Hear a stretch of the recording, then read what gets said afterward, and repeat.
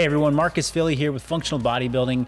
There is a time and a place for movement progression, but one mistake I see far too often is getting complicated with your exercises too early. Building strength and a great muscle mass foundation, they require the right exercises along with the right intensity.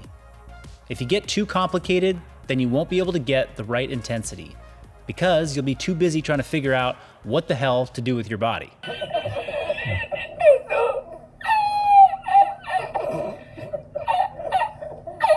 My goal today is to show you how you can make the simplest stuff that much more demanding for yourself.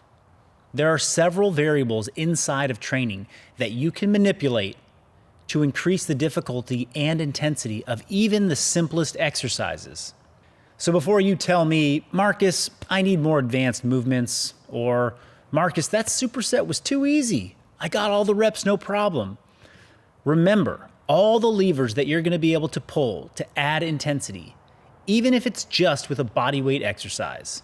Some of those common levers that I'm referring to that we'll be able to manipulate intensity with inside of functional bodybuilding workouts, they're as follows. Number 1, tempo.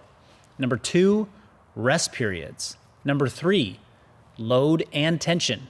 And number 4, position and range of motion.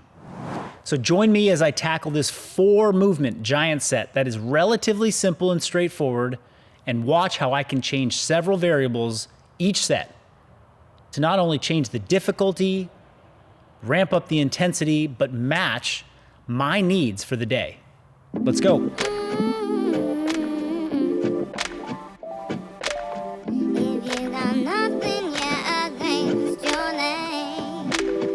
All right, I'm so glad you're joining me for this upper body push-pull giant set. There's gonna be 4 exercises. We're gonna perform them back to back to back to back for 4 sets. The idea is that you're gonna see me do it in 4 different ways. I'm gonna start with all of these exercises, doing them in the most regressed form that I can think of because I wanna warm up and prepare for them.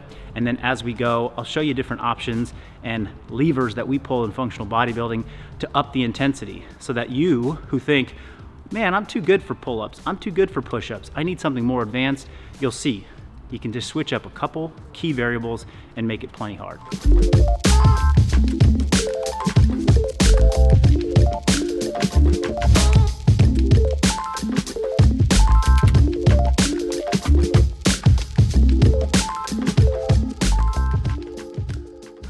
Okay, so in that first round, I was principally focused on just range of motion, getting the reps in, getting some blood flow to all the different areas and the movement patterns that I was gonna be training today. You'll notice that I was moving fast. So there was no thought about tempo or slowing down or holding positions. I also chose regressed versions of each of these movements. So I used a band for my pull-ups, which is below my skill level, but it was appropriate for warming up. I also used an inclined surface for my push-ups. I can do push-ups on the floor just fine, but I wanted to start with something with lower load and lower demand so I could really just ease into getting my shoulders and my elbows and my chest warmed up. You also saw me choose a relatively light dumbbell. I did 35-pound dumbbells for my bench press, and for my ring row, I kept my body very much at a vertical or inclined position. Again, lower the resistance. So this is how I would approach an upper body giant set that had body weight exercises and some weighted exercises. I would choose my first set to be relatively light as a warm-up set. Now, we're gonna start getting into working sets. And to take things up a notch in terms of intensity, I'm only gonna focus on tempo this set. So this set, every exercise is gonna be performed at a particular cadence. That cadence is gonna look like, for all the exercises, slower on the way down, fast on the way up. I'll get into some specifics. You'll see them written on the screen, what those tempos are. But for now, if you're looking for a way to add challenge to body weight resistance training or to dumbbell or weight training, you can just think about your tempo, the cadence, and just start with slowing things on the way down. So let's get to it.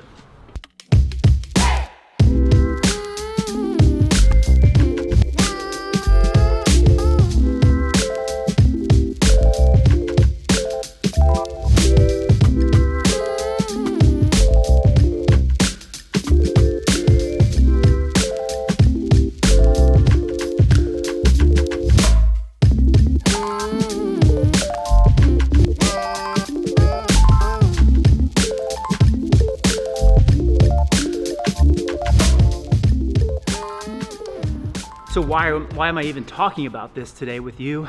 Well, one of the questions I get a lot when people are doing programs of mine or they see a workout that's got push-ups in a strength training protocol and they say, hey, this is too easy for me, or hey, I can do 3 to 5 pull-ups, no problem. I need something more advanced.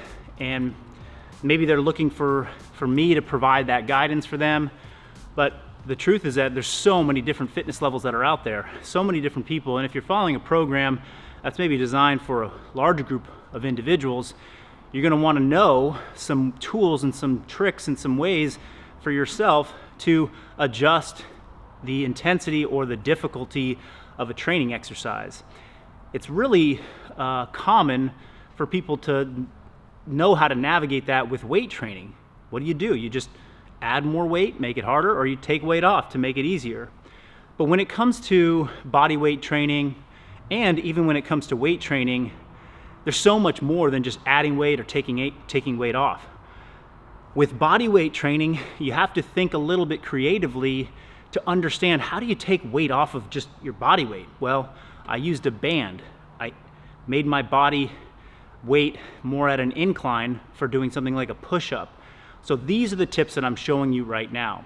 Additionally, I want you thinking about some of these other variables, or as we call them, levers in functional bodybuilding. What lever can I pull that's gonna help me to adjust the intensity? Is it the tempo lever, which I just showed you? Right, slowing things down with a 3-second negative and a pause at the bottom of a repetition, that is gonna add a new challenge to the next contraction of the exercise. So by simply going from a banded pull-up where I didn't pause at all and I just did them fast, to doing a body weight with no band and a 3-second lowering, 6 repetitions got significantly harder. Now, we're gonna move into the next set. And I'm gonna show you a couple more ways that we can adjust intensity by now changing positions of the body. And I'm not even gonna worry about adding more weight. I'm gonna stick to the same tempo. Additionally, the other piece that I'm gonna play around with in this next set is that I didn't really follow rest periods that last time. I was kind of taking my time, setting things up. Now I'm gonna stick to a very strict 30-second rest in between each section. In between each exercise, 30 seconds rest. I'll be timing myself. Time to go.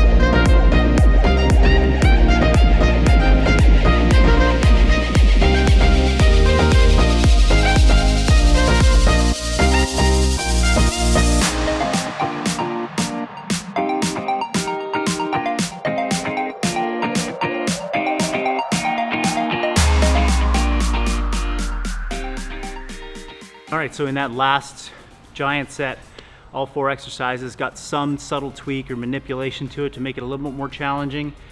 You saw in the ring row and the push-up, I changed my body position. Elevated the feet on the push-up, I moved my feet much further forward and elevated them slightly for the ring row, both of which put my body in a position that was a little bit more horizontal, or me having to support more of my body weight against gravity. So that is the same thing as adding weight, except for I didn't have to add weight, I just had to change my body position. For the pull-ups, you saw that I tucked my knees up. That tuck of the knees changes a little bit of the position of the torso and the direction that I'm pulling, makes it a little bit more of an isometric core exercise too, so that made it subtly harder. And then lastly, you saw me on the dumbbell bench press. I raised my feet up off the ground. bringing the feet up into that 90-90 position, it reduces the amount of stability and balance that you get from your lower body when you're bench pressing. So there's a little bit more core work there. Somebody might be saying, why don't you just leave your feet on the floor and just pick up heavier weights? And that is completely fair. That's another way to intensify the bench press. I'm not saying we should always make things less stable as a tool to make things harder. But if you choose instability as the lever that you're going to pull to make things more intense, you might not have to pick up the heavier dumbbell, or perhaps you only have a set of 50-pound dumbbells at your house. You don't have a way of making them heavier right now without investing in another set, which you're not ready to do. So these are tools that you can use if you have limited equipment. They're also tools that you can use if you don't feel like lifting heavier weights.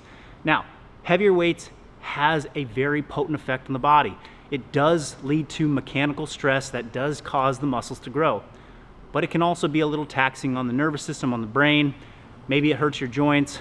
Maybe you don't feel up for it today. So again, I'm not opposed to any of these tools being the one that you focus on to increase intensity. It's important that we just have a broader toolbox so that you don't get stuck in the same progressive overload pattern of just trying to lift heavier weights all the time. Now I'm heading into my last set. I'm going to change a couple more variables. Hopefully you'll be able to pick them out as I go through, and we'll wrap up in just a minute.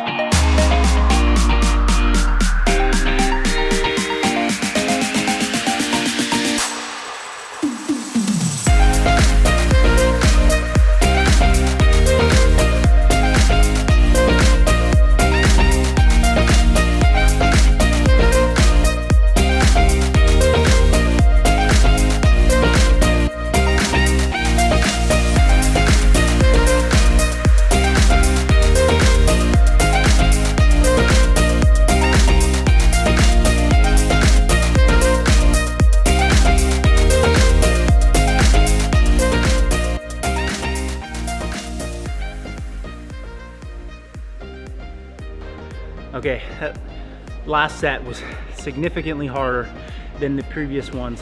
And a note that I didn't mention earlier is that you don't have to progress to the next level on every set.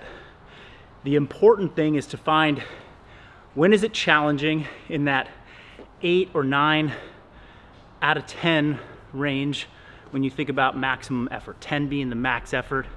What's that 8 or 9 effort level for your working sets?